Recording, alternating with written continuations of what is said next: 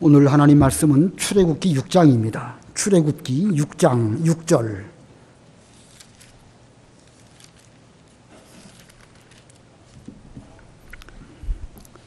출애굽기 6장 6절과 7절 두 절만 봉독하겠습니다.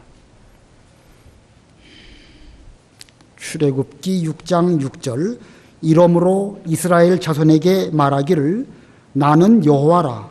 내가 애굽 사람의 무거운 짐 밑에서 너희를 빼내며 그들의 노역에서 너희를 건지며 편팔과 여러 큰 심판들로서 너희를 속량하여 너희를 내 백성으로 삼고 나는 너희의 하나님이 되리니 나는 애굽 사람의 무거운 짐 밑에서 너희를 빼낸 너희의 하나님 여호와인 줄 너희가 알지라. 2019년도 우리가 이제 공과 공부를 처음 시작을 하게 되는데 2019년도 1학기는 출애굽기를 우리가 배우게 됩니다. 이 공과 공부하는 이 순서는 우리 교단에서 이 공과 공부 책을 이제 출간을 해가지고 그 책 중심으로 이게 공부를 하게 됩니다. 예전에 그 공과 공부 책은 장년에게 먼저 성경 공부를 하고 그것을 우리 교사들이 잘 듣고 배운 다음에 그것을 학생들에게 또 발췌된 내용을 가지고 가르치는 방식으로 수십 년 동안 잘 해왔습니다. 이 공과 공부 책의 기존의 책의 그 목적은 먼저 장년부에 관한 성경 공부의 그 목적이 있었습니다. 그러다 보니까 이 주일학교 학생들에게 가르칠 때에 분량이 많고 또 어렵고 이런 문제가 있기는 있었습니다. 물론 제가 보기에는 가르치는 그 목사님이 잘 가르치면 좋고 또 가르치는 교사들이 자신 그 학생들의 눈높이에 맞추어서 잘 가르쳐야 그래야 되는데 사실 그렇게 잘 못하면서 공과 분량이 많고 어렵고 이렇게들 그 좀 말들이 많이 있었습니다. 그래서 우리 이제 이번 1학기 때부터 우리 목사님들 가운데 공과 공부를 좀 어떻게 하면 좀 더 학생들 높이에 맞게 잘할 수 있을까?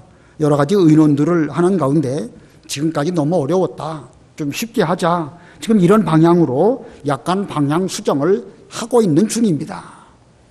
오늘 이제 출애굽기를 배우게 되는데 출애굽기 공부, 본문 공부를 하기 전에 먼저 오늘은 그래서 출애굽기 서론으로 여기 6장, 여기 6절, 7절을 먼저 오늘 배우게 된 겁니다. 이제 이번 그 출애굽기를 배우고 나면 다음 학기 때 되면 또 좀 다른 방향으로 이 공과 공부하는 이 방식이 달라질지도 모르겠습니다. 그렇게 되면 우리 장년부에게 대해서 성경 공부를 하는 이 면에 있어서 우리 명림교회는 어떻게 해야 될지 뭐 좀 그때 가고 좀 생각을 해보도록 하고 뭐 본문이 길든 짧든 아이들에게 맞춰서 그 나온 공과 책이든 사실은 성경 말씀은 장년이나 어린아이들이나 다 그 말씀 앞에는 똑같습니다. 다 우리가 영적으로 하나님의 백성으로서 노년이든지 유년이든지 다 상관없이 하나님 말씀을 그대로 잘 받으면 그 자체로서 충분합니다.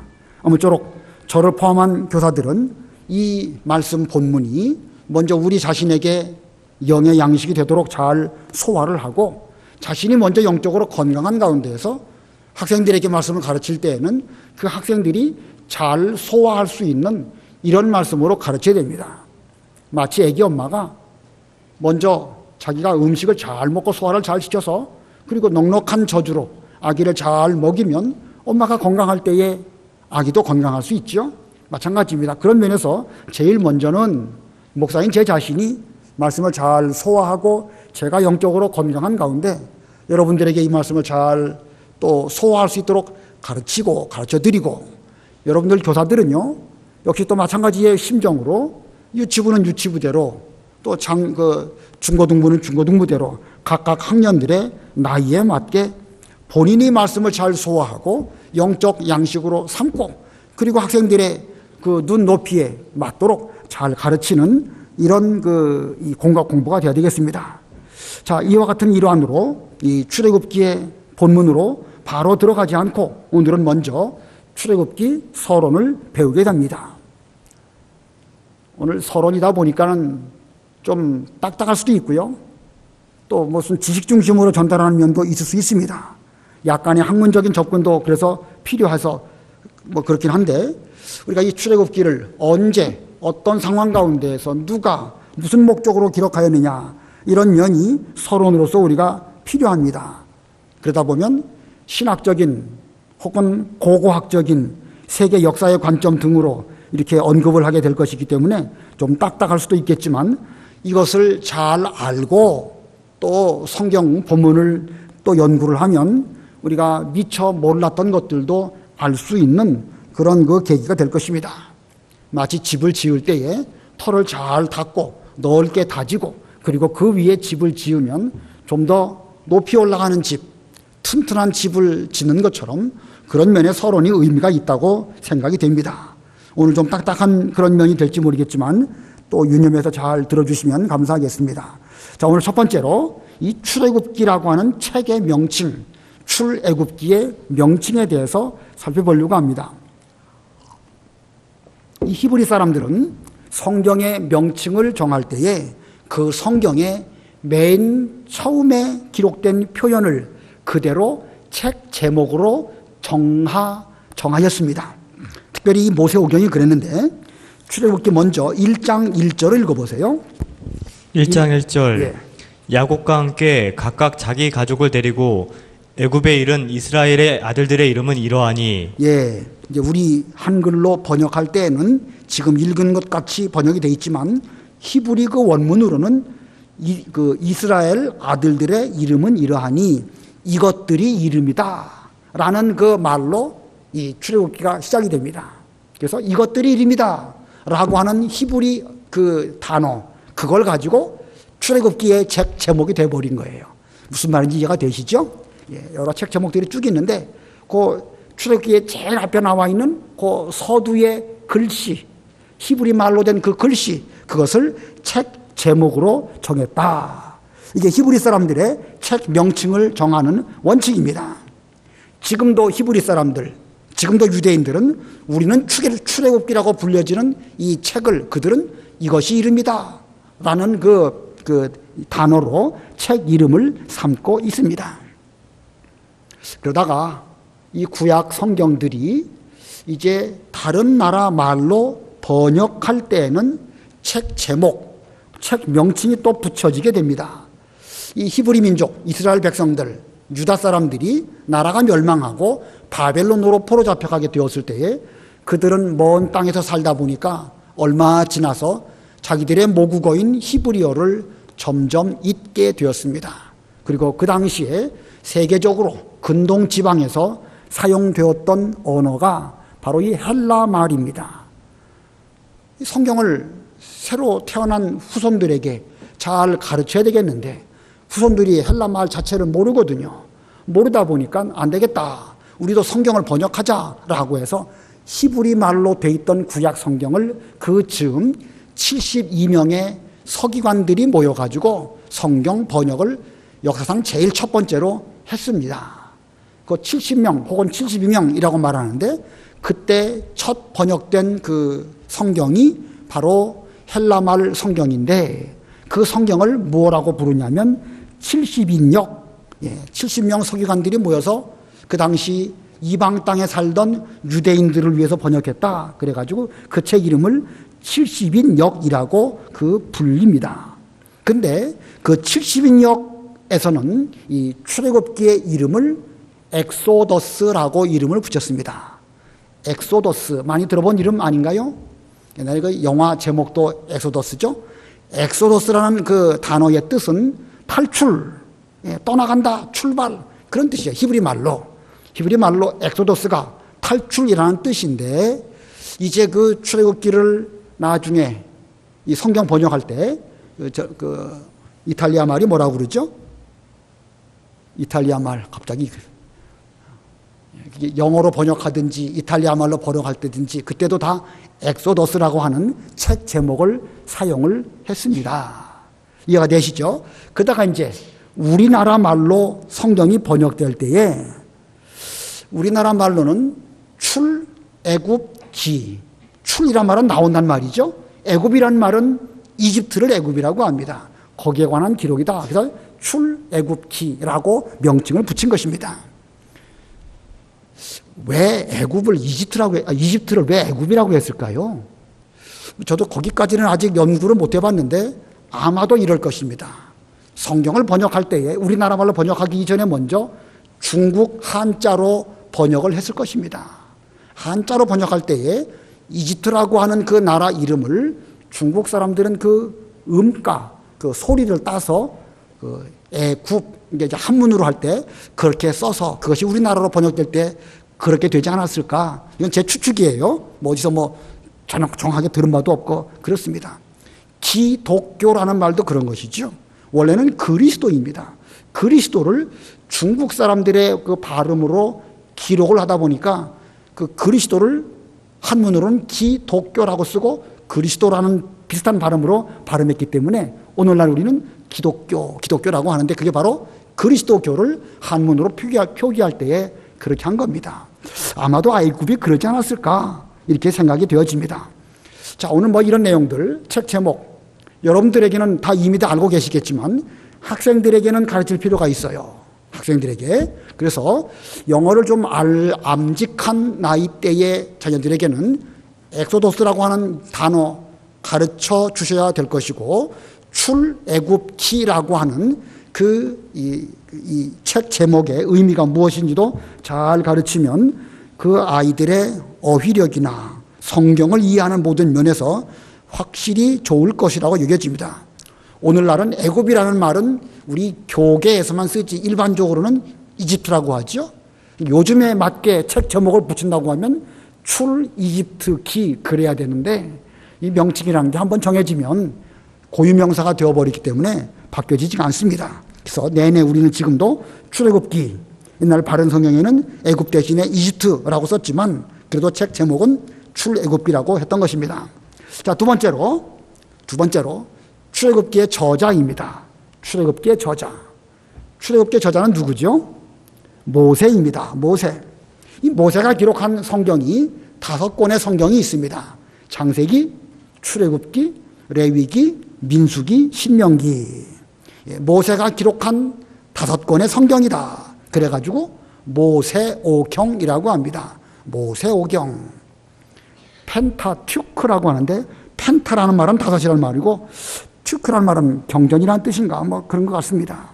히브리 사람들은 이 모세오경을 단순히 토라라고 합니다. 토라라는 말은 율법이라는 뜻이에요. 가르치다라는 단어고 이것이 또 율법이라는 명사로 되었습니다. 모세오경, 창세기부터 신명기까지를 모세오경이라고 하고 히브리 사람들은 이것을 토라라고 하는데 가르치다라고 하는 의미의 율법입니다. 예수님 당시에 사두개인들은 구약 성경 39권 가운데에서 오직 이 토라인 모세오경만 하나님의 말씀으로 여겼고 그 이후에 여호수아 이후부터 쭉 나오는 여러 구약 성경들은 그들은 성경으로 보지를 않았습니다. 사두개인들이. 그러나 바리새인들은 이 구약 성경 39권을 전부 다 하나님 말씀으로 보았던 것이죠. 제가 이 말씀을 드린 이유는 이 고대의 이스라엘 백성들이 이 모세오경을 얼마나 소중한 그 하나님의 말씀으로 여겼는지 잘 알 수 있겠죠. 그 전통대로 사두개인들은 모세오경만 성경이다 이렇게 생각을 했다는 것입니다. 자, 그런데요, 이 모세오경, 창세기, 출애굽기, 레위기, 민수기, 신명기가 우리는 5권의 책이라고 이렇게 표현을 해서 오경이라고 말하지만 사실은 한 권의 책입니다. 사실은 창세기부터 신명기까지가 한 두루마리에 쓰여져 있는지 아무튼 쭉 기록된 전체가 한 권의 책이에요. 한 권의 책이었는데 이게 분량이 많다 보니까 이게 뭐 신명기를 말해도 창세기 말하는 것과 비슷하다 보니까 헷갈리잖아요. 그래서 이거를 이제 그 당시에 사람들이 너무 기니까 색인을 위해서 쉽게 찾기 위해서 이제 책을 분류를 한 거예요. 분권을 한 것이지요. 그래서 이 하나님 천지 창조 때부터 요셉이 죽었던 그때까지를 창세기라고 이름을 붙인 거예요.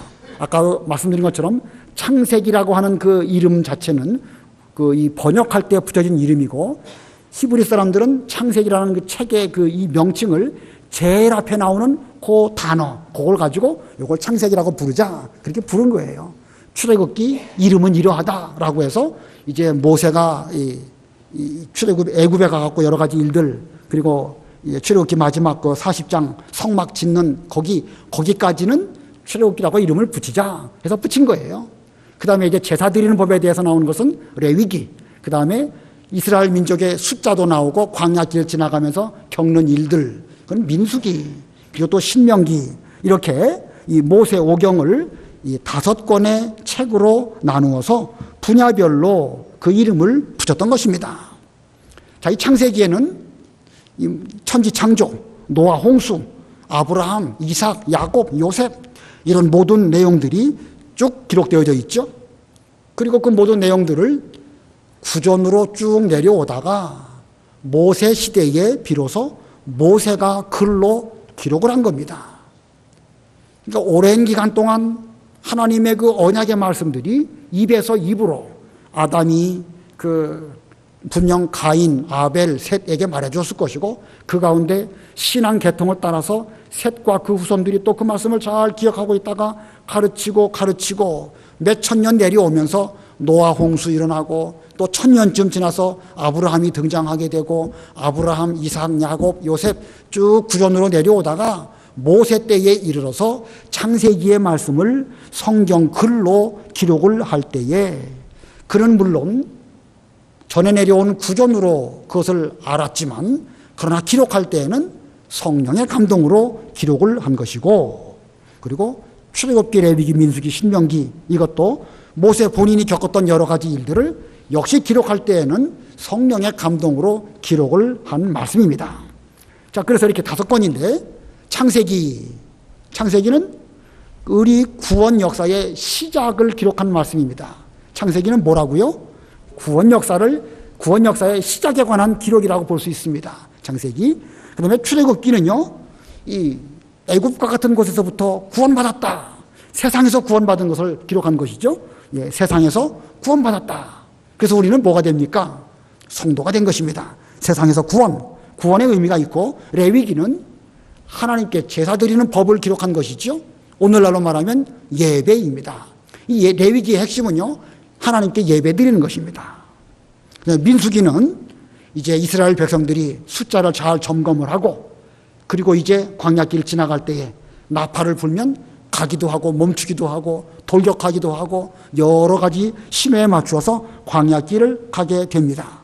그래서 이 민수기는 이 광야길을 가는 하나님의 백성들에 관한 기록인데, 곧 세상을 살아가는 성도들의 모습을 의미합니다.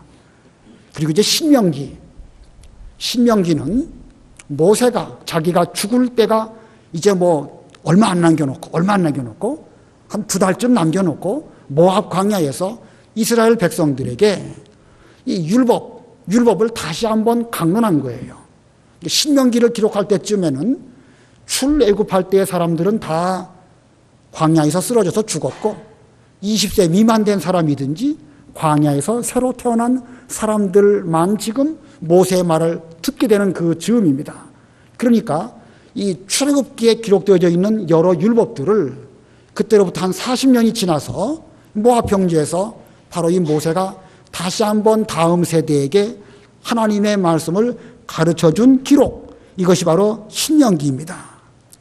자, 이 신명기가 그런 면에서 이제 모세가 그 말씀을 잘 전해주고 다음 세대 성도들에게 우리가 지금까지 이렇게 해서 하나님 섬기며 왔으니까 너희들도 앞으로 하나님은 이렇게 잘 섬겨라 하고 신신당부한 말씀, 이게 신명기입니다. 여러 번 제가 이 말씀을 드렸던 것 같은데, 신자는 신신당부할 때 그 신자예요. 거듭 그런 뜻입니다. 물론 원숭이를 뜻하는 납신자이지만 그 납신자의 의미 속에는 거듭이라는 뜻이 있어요. 신당부할 때 거듭 당부한다, 그런 거 아니겠습니까? 그래서 명이란 것은 하나님 명령이죠. 하나님의 명령을 다시 강론한 기록, 이게 신명기입니다. 다음 세대에게 율법을 가르친 기록, 이것이 신명기입니다. 자, 창세기는 구원의 역사의 시작에 관한 기록이고, 출애굽기는 세상에서 구원받은 것, 구원받은 그 기록이고, 레위기는 하나님께 뭐 하는 기록?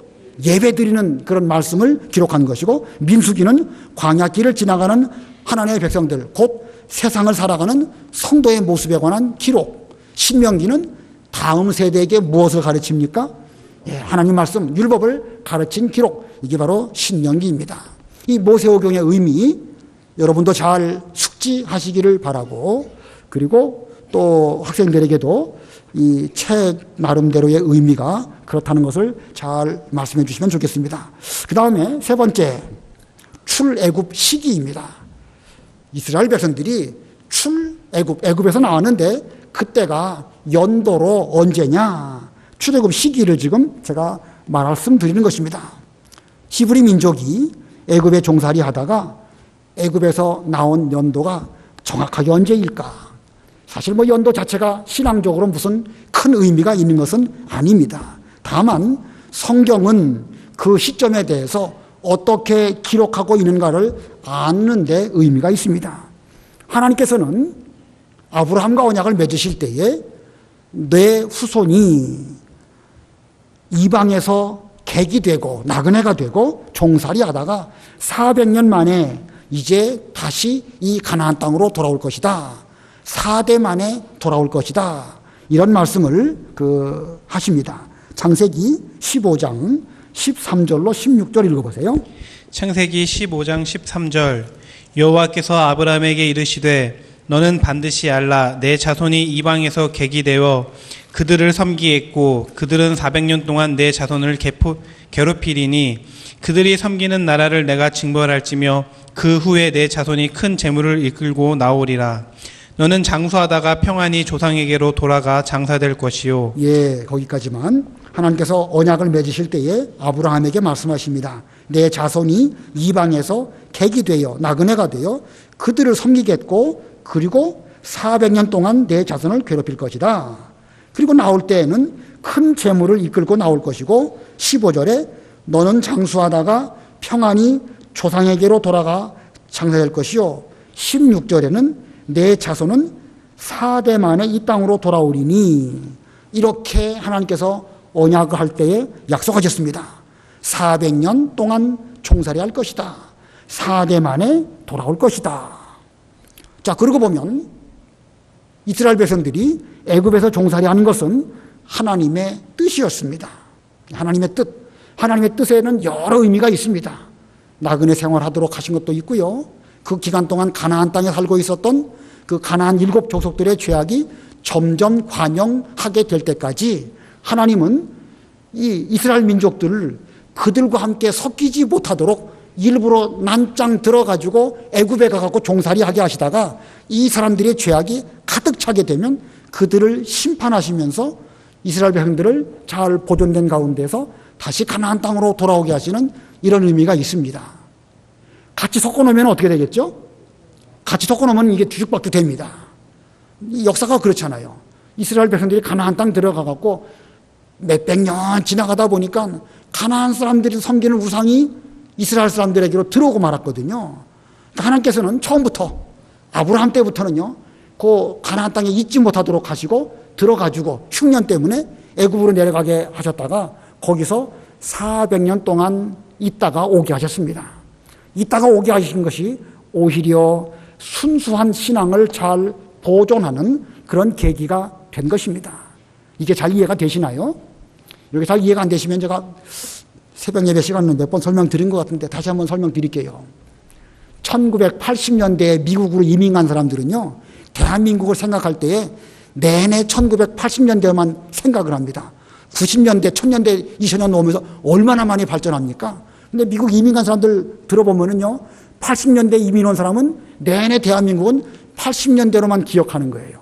90년대 이민 온 사람들은 그때만 기억합니다. 그 사이 많이 바뀌었는데. 그런데 그 사람들은 그 기간 동안 순수한 대한민국의 이것을 잘 보존한 게 되더라고요. 예를 들면 일제 때에 저 만주나 저 중앙아시아로 이민 강제로 갔던 그분들 있잖아요.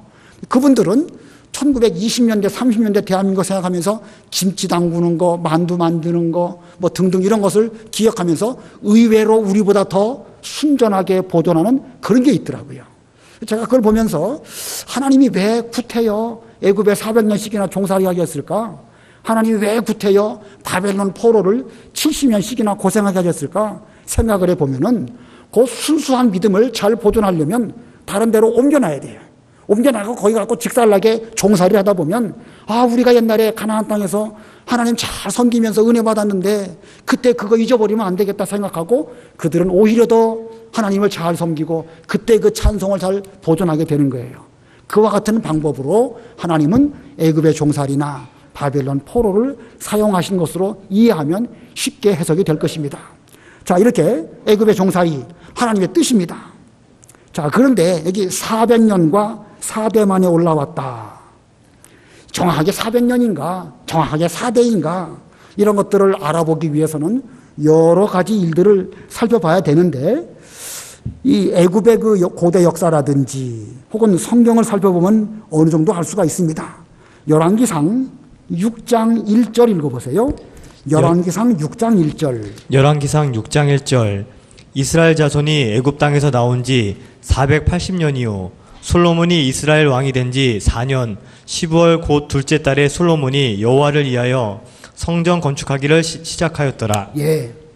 출애굽한 그 시점을 기준으로 해가지고 480년이 되었을 때에 애굽 땅에서 나온 지 480년 그때요 솔로몬이 이스라엘의 왕이 된 지 4년 12월 곧 둘째 달에 솔로몬이 여호와를 위하여 성전 건축을 시작했다. 자, 요 기준이 딱 나와 있잖아요. 요 때부터 역산하면 480년 뒤로 돌리면 그때가 바로 출애굽한 연도가 되겠죠.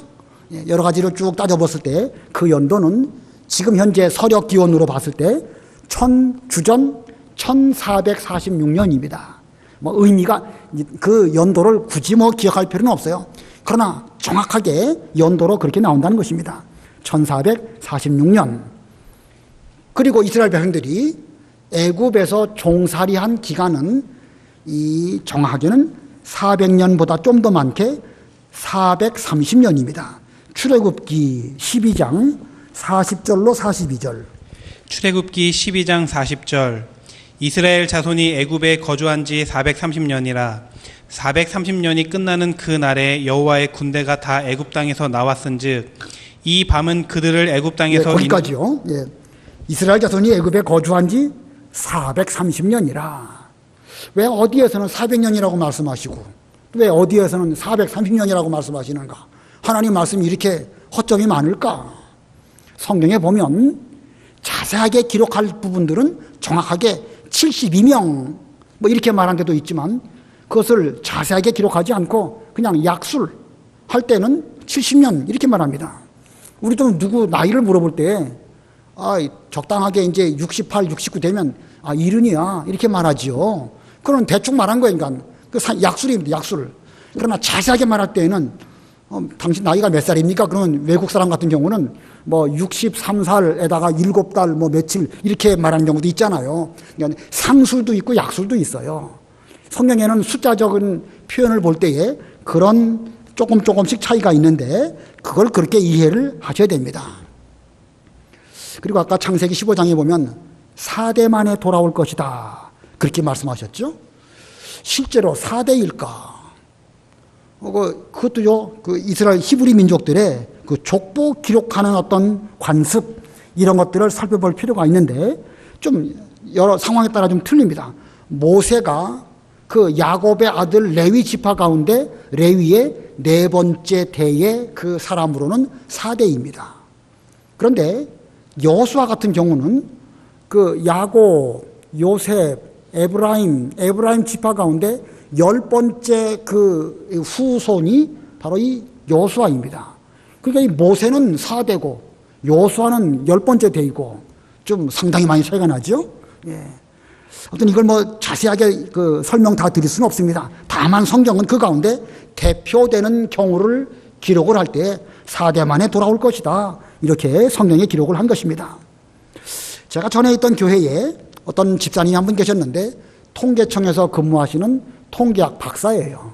근데 그분들이 이제 연구를 해본 거예요. 400년 동안 인구가 70명이 내려가갖고 과연 한 200만 명 될 수 있을까? 통계학 박사니까 얼마든지 해볼 수 있겠죠? 된다는 거예요, 근데.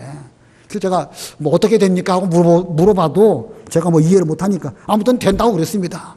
우리는 뭐 그게 되는지 안 되는지 무슨 학문적으로 따질 것이 아니라 성경에 기록된 것을 우리는 믿음으로 그대로 받아들이는 그런 우리가 되야 될 것입니다. 자, 그 다음에 네 번째, 시간이 없네요. 출애굽기의 내용, 출애굽기 전체의 내용을 한번 우리가 개괄적으로 살펴볼 필요가 있습니다. 출애굽기 전체적인 내용 가운데 1장부터 15장까지는 이스라엘 백성들이 애굽에서 종살이하는 가운데에서 10가지 재앙을 만나고 그리고 출애굽하기 직전까지의 일들을 쭉 기록을 하다가 이제 15장 후반부부터 18장까지는 출애굽하고 홍해를 건너고 신광야를 지나가고 마라를 통과하고 르비딤 광야에 이르렀을 때에 물이 없어가지고 고난당하다가 아말렉과의 전쟁 등등의 일을 이제 19장 직전까지 기록을 합니다. 출애굽하고 광야길 얼마 동안 2달간의 역사, 이것이 15장부터 18장까지입니다. 19장부터는 이스라엘 백성들이 출애굽하고 이제 석 달째 되는 그때에 그들이 시내 광야에 도착을 합니다. 시내 광야에 도착을 하고 시내 광야에는 이제 시내 산이 있는데 하나님께서 모세를 시내 산으로 부르시고 모세는 올라가서 하나님을 뵙고 여러 가지 말씀을 듣고 내려와서 백성들에게 말하고 또 하나님 부르시면 또 올라가고 또 내려와서 말하고 이런 내용들이 쭉 기록되어져 있습니다. 뭐 그게 정확하게 몇 번 올라갔는가라는 것은 뭐 좀 헤아려 볼 필요는 있겠지만 제가 본 그 이 기록에 의하면 8번 올라가고 또 내려오고 하는 이런 내용들이 그 있다고 이렇게 제가 본 적이 있습니다. 자, 이 신의 광야는 앞으로 갈 먼 광야길을 이제 하나님 말씀을 의지하고 잘 가기 위해서 하나님께서 신의 광야에서 얼마 동안 머물게 하십니다. 예, 거기까지의 기록이 출애굽기의 기록입니다. 1장부터 15장까지는 애굽에서 고생당하면서 10가지 재앙들, 유월절 등등 그것이 이제 15장까지고 15장부터 18장까지는 출애굽하고 홍해를 거쳐서 몇몇 광야를 지나간 2달가량의 역사이고 19장부터 마지막 40장까지는 신의 광야에 머물면서 하나님께로부터 율법을 받고 십계명을 받고 그리고 성막을 만들고 그리고 성막을 세우는 이런 내용들이 거기에 기록되어져 있습니다. 이 유월절, 잘 아시는 것처럼 유월절은 이스라엘 백성들의 달력으로 1월 14일 바로 안식일인데 1월 14일이 유월절입니다. 그 유월절 저녁부터 다음날 저녁 때까지가 그 히브리 사람들의 하루 개념이잖아요. 저녁이 되며 아침이 다니 이게 첫째 날이다. 히브리 사람들의 날짜 개념은 저녁 해 떨어지면 다음 날이 되는 것이고 다음 날 해 떨어질 때 직전까지가 하루가 되는 것입니다. 자, 그래서 그들은 그 유월절 1월 14일 날 이제 양의 피를 문과 문설주에 바르고 허리에 띠를 띠고 발에 신을 신고 완전 준비를 다 하고 그 양고기를 먹고 다음 날 바로 출애굽하게 됩니다. 자, 그들이 출애굽했을 때부터 바로 그 시점부터 하나님의 구름 기둥이 이스라엘 백성들과 떠나가지 아니하시고 내내 함께 하십니다. 그들은 홍해를 건너가게 되고 2달 정도의 과정을 겪어서 이제 신의 광야에 가게 되고 거기에서 십계명과 율법을 받습니다. 그리고 하나님 명령에 따라서 이제 출애굽기 35장 거기부터 이제 성막을 만들기 시작하는데 성막을 다 만들고 그 다음에 출애굽한 그 해에 다음 해 1월 1일 날 성막이 비로소 제대로 된 그 역할, 기능을 수행하게 됩니다. 출애굽기 40장 1절로 2절 한번 읽어보세요. 출애굽기 40장 여호와께서 모세에게 말씀하여 이르시되 너는 첫째 달 초하루에 성막 곧 해막을 세우고 예, 그 다음에 지나가서 17절도 읽어보세요. 17절 둘째 첫째 달 곧 그 달 초하루에 성막을 세우니라. 예, 성막을 잘 준비했다가 언제 세웠냐면 출애굽한 그 해가 지나가고 다음 해에 정월 초하루에 이 성막 이걸 세우고 준비된 여러 가지 진설병 또 등대 떡상 뭐 여러 가지 다 들어놓고 번제를 드리고 하나님께 제사를 드리니까 하나님의 그 임재가 거기에 나타나갖고 빽빽한 구름으로 함께 하시는 이런 일들이 이제 출애굽기 40장 맨 끝에 나타나게 됩니다. 자, 거기까지가 바로 이 출애굽기의 역사 기록인데 아까 그 6월절 말씀드렸죠. 그리고 또 이 출애굽기에는 오순절이라고 하는 그 기록은 그 오순절을 어떻게 지켰다 이런 기록은 없고요. 그리고 또 추수하고 나서 초막절을 지키는 그런 내용도 정확하게 기록은 없습니다. 지켰다는 기록은 없는데 그 절기를 지켜라 하는 것은 있습니다. 출애굽기 34장 20절 읽어보세요. 출애굽기 34장 20절 나귀의 첫 새끼는 어린 양으로 대속할 것이요 그렇게 하지 아니하려면 그 목을 꺾을 것이며 내 아들 중 장자는 다 대속할지며 빈손으로 죄송합니다. 22절이에요. 22절. 22절 77절 곧 맥추의 초실절을 지키고 새말에는 수장절을 지키라. 예, 77절 77 49 49 더하기 1 50 50이니까 오순이죠. 여기 77절이라는 말은 곧 오늘날 우리가 익숙한 표현으로 오순절입니다. 오순절이고 여기 수장절 추수하여 저장한 절기로서 오늘 우리가 쉽게 말하면 초막절입니다. 자, 이렇게 출애굽기에는 절기를 지킨 것 가운데 유월절, 오순절, 초막절 이런 절기에 관한 기록이 있습니다. 자, 제가 왜 이 말씀을 드리는가? 출애굽기가 지금부터 3,500년 전 이스라엘 백성들이 애굽에서부터 나온 기록이다. 그런 역사로만 본다고 하면 아무 의미가 없습니다. 이것이 오늘날 우리에게는 어떤 영적 의미가 있느냐 이걸 또 알아야 되겠죠. 그래야 우리에게 적용되는 말씀이 되겠죠. 그래서 다섯 번째로는요, 출애굽의 영적 의미입니다. 출애굽기의 영적 의미. 자, 한번 그냥 쭉 말씀드릴 테니까 그냥 머릿속으로 듣고 바로 집어넣으셔야 됩니다. 뭐 언제 기록하고 말고 없어요. 애굽은 뭘 의미하겠죠? 영적으로? 애굽은 뭘 의미하겠습니까? 세상을 의미하죠. 애굽. 히브리 민족, 이스라엘 백성 뭘 의미하겠습니까? 우리 성도인 우리들을 의미하죠. 출애굽이다. 애굽에서 나왔다. 뭘 의미하겠습니까? 구원받는 것이죠. 중생하는 걸 말하는 것입니다. 자, 그 다음에 이스라엘이라고 하는 나라가 있죠. 이스라엘은 나라. 사실은 그 이전에는 이스라엘이라고 하는 나라가 있지 않았었어요. 창세기 끝에까지는 70명이니까 뭐 나라고 말고도 없죠. 그러나 애굽에 가가지고 고생하는 가운데 그들의 숫자가 많아지다 보니까 이제는 큰 민족 백성을 이루어갖고 나오게 됩니다. 그들을 민족적으로 말할 때는 히브리 민족, 나라 국호로 말할 때는 이스라엘. 자, 이스라엘 그러니까 곧 하나님의 나라를 의미하는 것입니다. 하나님의 나라의 법, 율법이죠. 율법은 곧 하나님의 나라의 법입니다. 그럼 가나안 땅은 뭘 의미하겠죠? 천국 의미. 이거 뭐 적기 바쁘시네. 그냥 머릿속으로 바로 집어넣으셔야 됩니다. 가나안 땅을 뭘 의미합니까? 천국을 의미합니다. 자, 그런데 아까 유월절, 오순절, 초막절 말씀드렸죠? 유월절은 그 양의 피를 문에 바르고 그날 밤 죽음의 사자가 건너갔다. 그런 뜻으로서 그리스도의 보혈로 사망에서 건진 바 되었다. 예, 그리스도의 보혈로 사망에서 건진 것을 기념하는 절기. 이게 바로 유월절입니다. 그럼 오순절은 뭘 상징하지요? 예, 신약 시대에 오순절날 어느 분께서 강림하십니까? 성령 강림, 예, 보혜사 성령 강림. 아까 그 구름 기둥이 출발할 때부터 그 6월절부터 계속 함께 하셨는데 오순절날 또 별도로 지켰거든요. 이 성령께서는 원래부터 우리와 함께 하셨어요. 원래부터 구약 시대부터. 다만 예수님으로 말미암아 진리가 완성되었을 때에 완성된 진리로 우리와 함께 하시는 성령, 그 성령을 우리는 같은 성령이시지만 특별히 보혜사라고 하는 명칭을 그 앞에 쓰는 것입니다. 이 오순절은 보혜사 성령 강림을 상징한다. 초막절은 뭘 상징하겠죠? 천국에 들어갈 것을 소망하는 것을 상징합니다.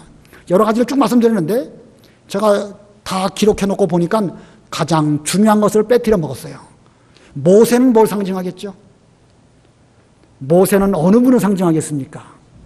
예, 모세는 곧 예수 그리스도를 상징하는 것입니다. 예, 모세는 예수 그리스도를 상징하신다. 제일 중요한 거를 빼뜨렸어요.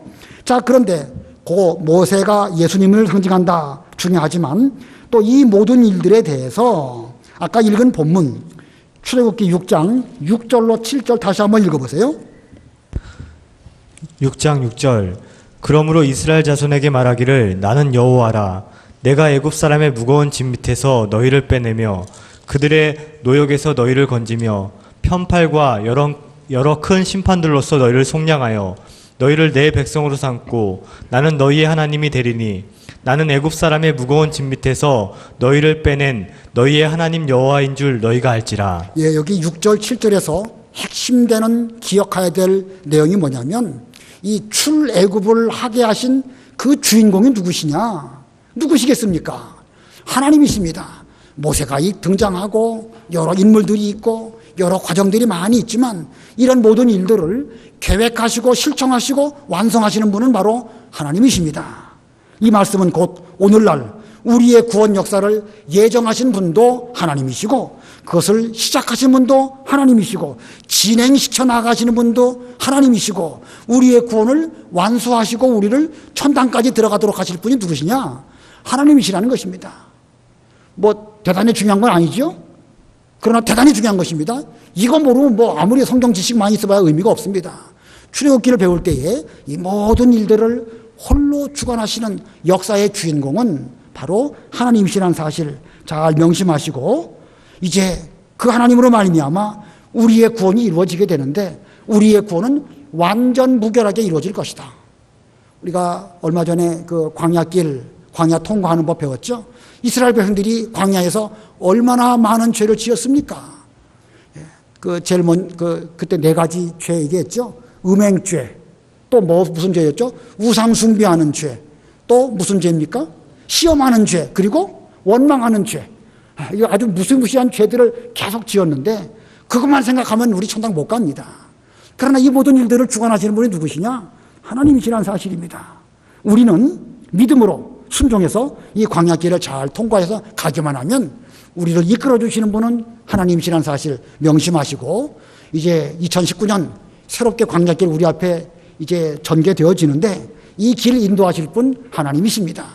출애굽하고 광야길 지나간 그것을 기억하면서 이 길을 우리도 믿음으로 잘 통과하는 우리가 되어야 되겠고 학생들에게도 이 사실을 잘 가르쳐서 너희들이 지금 예수 믿고 앞으로 인생 살아가는데 하나님이 너희를 하나하나 다 계획하시고 완전하게 이루실 것이다. 확실하게 잘 심어주는 출애굽기 이 성경 공부가 되어야 되겠습니다. 기도하시겠습니다.